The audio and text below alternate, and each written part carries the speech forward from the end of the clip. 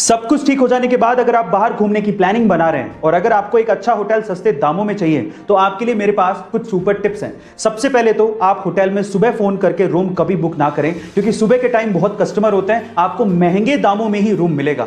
ज्यादा रात हो जाने पर भी रूम्स महंगे मिलते हैं, क्योंकि होटल वालों को पता होता है कि आपके पास कोई चॉइस नहीं है। तो फिर सस्ते रूम्स कब मिलते हैं? सस्ते रूम्स मिलते हैं शाम को 5 से लेके 7 बजे तक। तब सारे चेकआउट कर चुके होते हैं, रूम्स खाली होते हैं, आप तब बुक करिए, आपको सस्ता मिलेगा। इसके अलावा अगर आप ऑनलाइन बुक कर रहे हैं तो इससे अच्छा तो यह है कि आप ऑनलाइन डिस्काउंटेड प्राइस देख लीजिए, होटल को डायरेक्टली कॉल कीजिए, तब आपको वो रूम सस्ते दामों में भी मिल सकता है। गाइस, आपको ये सुपर टिप्स जान के कैसा लगा कमेंट सेक्शन में जरूर लिखिएगा। जब हमारा मोबाइल डिस्चार्ज होने लगता है तो हम लोग चार्जर को ढूंढने भागते हैं, लेकिन तब क्या हो जब आपको चार्जर मिले ही नहीं, या फिर आप ऐसी जगह पर हो जहां पर चार्जिंग सॉकेट हो ही नहीं, या फिर अगर इलेक्ट्रिसिटी ही ना हो तो क्या करोगे?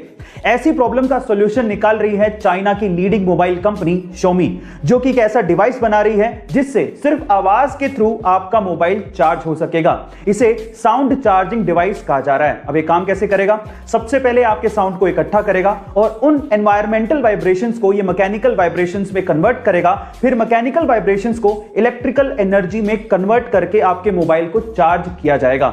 अब सुनने में ये अविश्वसनीय लग रहा है, लेकिन एक्चुअली इस पे काम चल रहा है। गाइस, आपको ये टेक्निकल फैक्ट सुन के कैसा लगा कमेंट सेक्शन में जरूर लिखिएगा। चेस यानी कि शतरंज को बुद्धिमान लोगों का खेल माना जाता है और इसे इंडिया में ही इन्वेंट किया गया था। पर अगर मैं आपसे सवाल पूछूं कि एक ही टाइम पे एक ही चेस बोर्ड पे कितने मैक्सिमम प्लेयर खेल सकते हैं तो आप लोग क्या कहेंगे? आप में से अधिकतर लोगों का जवाब होगा 2।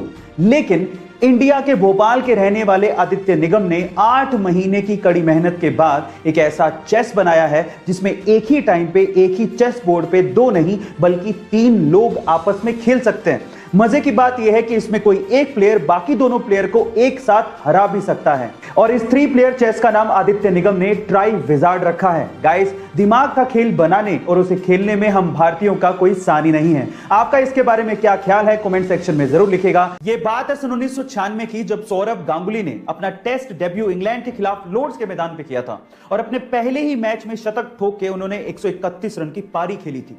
25 साल बीत जाने के बाद भी रिकॉर्ड कायम था, लेकिन अभी रिसेंटली न्यूजीलैंड के खिलाड़ी डेवॉन कॉनवे ने इस रिकॉर्ड को तोड़ दिया। जी हां गाइस, डेवॉन कॉनवे ने अपने डेब्यू मैच में इंग्लैंड के खिलाफ लॉर्ड्स के मैदान पर 200 रन की नाबाद पारी खेली और यह रिकॉर्ड अपने नाम कर लिया। गाइस, मजे की बात यह है कि सौरभ गांगुली और डेवॉन कॉनवे दोनों की बर्थ डेट 8 जुलाई ही है, दोनों ही लेफ्ट हैंडी बैट्समैन है और दोनों ने ही अपना टेस्ट डेब्यू इंग्लैंड के खिलाफ लॉर्ड्स के मैदान में करके शतक ठोके। गाइस, आपको ये इंफॉर्मेशन कैसी लगी चैट सेक्शन में जरूर लिखिएगा। यूएफओ, एलियंस और एलियंस की दुनिया, ये हमेशा से ही हमारा ध्यान खींचती आई है। इस रहस्यमय दुनिया के बारे में हम हमेशा से ही और जानना चाहते हैं और हमेशा हम लोग यही मानते आए हैं कि एलियंस हमारी धरती पर आउटर स्पेस यानी कि बाहरी दुनिया से यूएफओ के थ्रू आते रहे होंगे। लेकिन ICER एक ऐसी संस्था जो कि एलियंस की दुनिया और यूएफओ के ऊपर रिसर्च करती है, उसके वाइस प्रेसिडेंट का यह कहना है कि एलियंस कहीं आउटर स्पेस से नहीं आते बल्कि समंदर की गहराइयों से आते हैं।